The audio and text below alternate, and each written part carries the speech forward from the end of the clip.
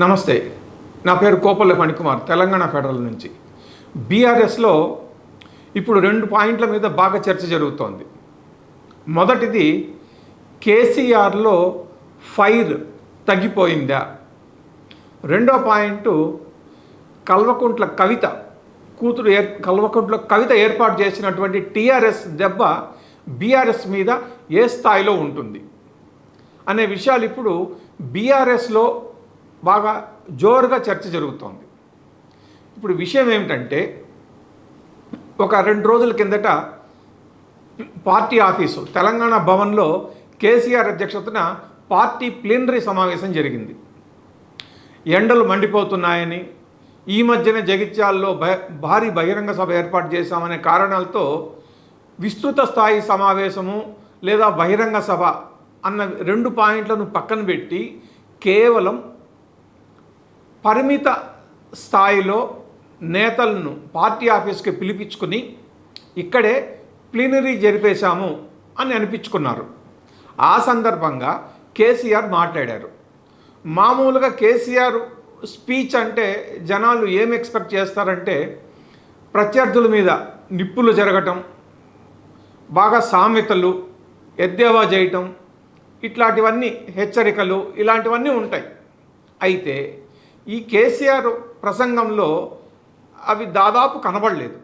ఏదో ప్రభుత్వం మీద ఆరోపణలు చేయడం, ఓట్లు వేయకుండా తమను ఓడించిన ప్రజలకు మళ్ళీ శాపనార్థాలు పెట్టడం, నేతలను హెచ్చరించడం, ఎమ్మెల్యేలు అటో కాలు ఇటో కాలు పెట్టద్దండని, లేదంటే కనుక వచ్చే ఎన్నికల నాటికి అసలు మొత్తం టికెట్లే ఇవ్వకుండా ఎగ్గొట్టేస్తానని ఒక వార్నింగ్ ఇవ్వడం, ఇట్లాంటి మామూలు కొట్టుడు ప్రసంగంతో ముగిచ్చేశారు.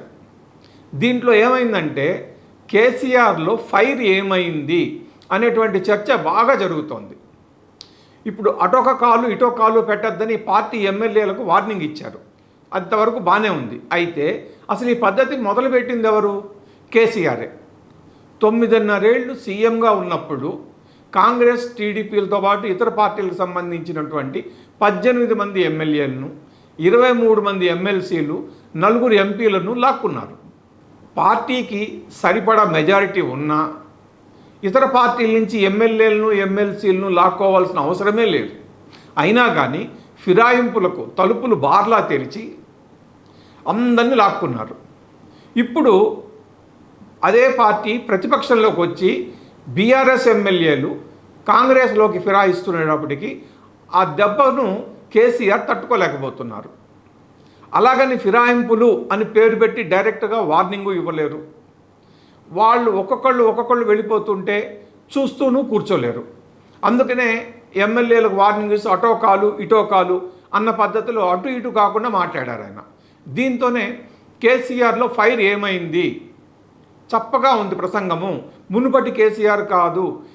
ఆయన కూతురు కల్వకుంట్ల కవిత చెప్పినట్టు కేసీఆర్ మారిపోయారా, మరమనుషులుగా మారిపోయారా అనేటువంటి చర్చ బాగా జరుగుతోంది, పార్టీలో కూడా బయట జనాల్లో కూడా. ఇక రెండో పాయింట్, కల్వకుంట్ల కవిత పార్టీ ఏమిటంటే తెలంగాణ రక్షణ సేన. ఇది కూడా ఫైనల్ అనేందుకు లేదు మనం. ఎందుకంటే పేపర్లలో పెద్ద ఎత్తున అడ్వర్టైజ్మెంట్లు ఇచ్చి ఆ పార్టీ పేరుపై ప్రజల నుంచి కానీ వివిధ వర్గాల నుంచి కానీ ఏదైనా అభ్యంతరాలు, సలహాలు, సూచనలను ఎలక్షన్ కమిషన్ ఆహ్వానిస్తుంది. దాని తర్వాత 30 రోజులు గడువు తీసుకుని ఏదో ఒక నిర్ణయం తీసుకుని కవితకు చెబుతుంది. దాదాపు కవిత పార్టీ తెలంగాణ రక్షణ సేన ఖాయమైందనే అనుకోవాలి. అధికారికంగా ఎలక్షన్ కమిషన్ కవితకు రాతమూలకంగా ఈ పేరును ఖరారు చేస్తూ సమాచారం ఇచ్చేంత వరకు.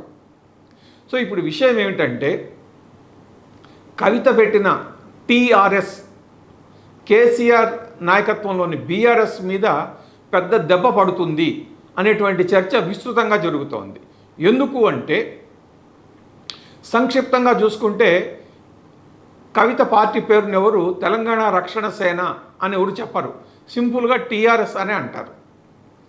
పార్టీ ప్రకటన చేసిన రోజు కూడా కవిత వ్యూహాత్మకంగా పార్టీ పేరును టీఆర్ఎస్ అనే ప్రకటించారు. పూర్తి పేరు ఎక్కడ చెప్పలేదు. ఆ రోజు వేదిక మీద బ్యాక్డ్రాప్లో అలంకరించినటువంటి బ్యానర్ మీద, పోస్టర్ల మీద మాత్రం తెలంగాణ రాష్ట్ర సేన ఉంది. అయితే ఆ తర్వాత ఎలక్షన్ కమిషన్ నుంచి వచ్చిన దాంట్లో తెలంగాణ రక్షణ సేన అని ఉంది. సో ఏ పేరు ఖరారవుతుందనేది ఒక నెల రోజుల్లో తెలిసిపోతుంది.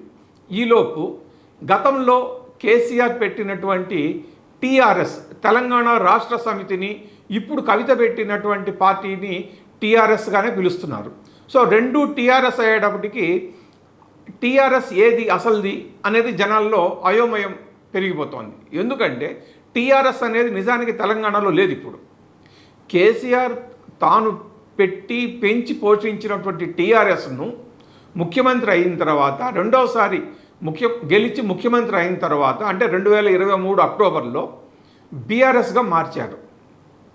టీఆర్ఎస్ను జాతీయ పార్టీగా మార్చి దేశమంతా విస్తరించి తాను ప్రధానమంత్రి అయిపోవాలన్న కోరికతో భారత రాష్ట్ర సమితిగా మార్చారు. అప్పటి నుంచి తెలంగాణలో టీఆర్ఎస్ అనేది లేదు. జనాల మాటల మధ్య టీఆర్ఎస్ ఉందే తప్పితే అధికారికంగా ఎన్నికల్లో ఎక్కడ టీఆర్ఎస్ అనేది కనబడలేదు. అయితే ఇప్పుడు సడన్గా కవిత పార్టీ పెట్టి దాని పేరు టీఆర్ఎస్ అనటంతో బీఆర్ఎస్లో కలవరం మొదలైంది. ఎందుకంటే కేసీఆర్ మొదట పెట్టినటువంటి టీఆర్ఎస్ఏ జనాల్లో బాగా పాతుకుపోయింది.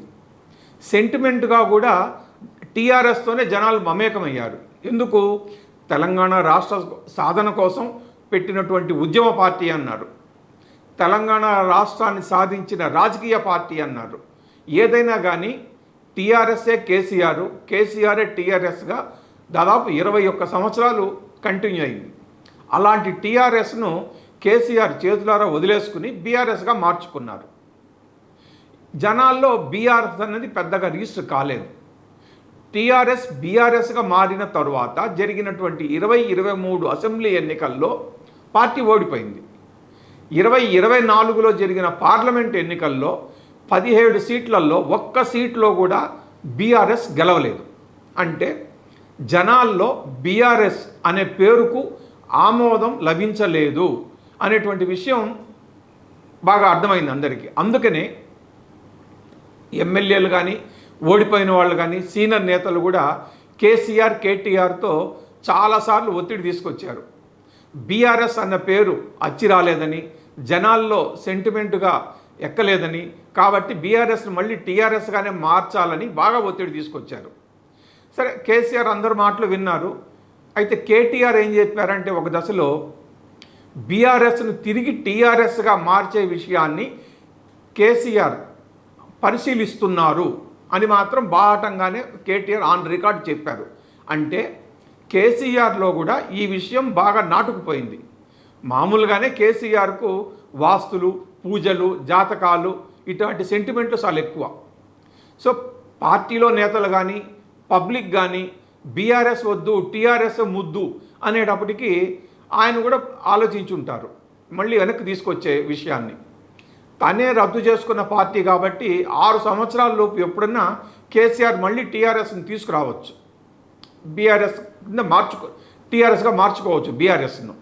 ఈ నేపథ్యంలో పార్టీలో ఉన్నత స్థాయిలో చర్చలు, సమాలోచనలు జరుగుతున్న సమయంలోనే కవిత సడన్గా తన పార్టీ పేరును టీఆర్ఎస్ అనేటప్పటికీ బీఆర్ఎస్ మొత్తం ఉలిక్కిపడింది. సో ఈ టీఆర్ఎస్ అనే దెబ్బ బీఆర్ఎస్ మీద ఏ స్థాయిలో పడుతుంది అనేటువంటిది చూడాలంటే స్థానిక సంస్థల ఎన్నికల వరకు మనం వెయిట్ చేయాలి.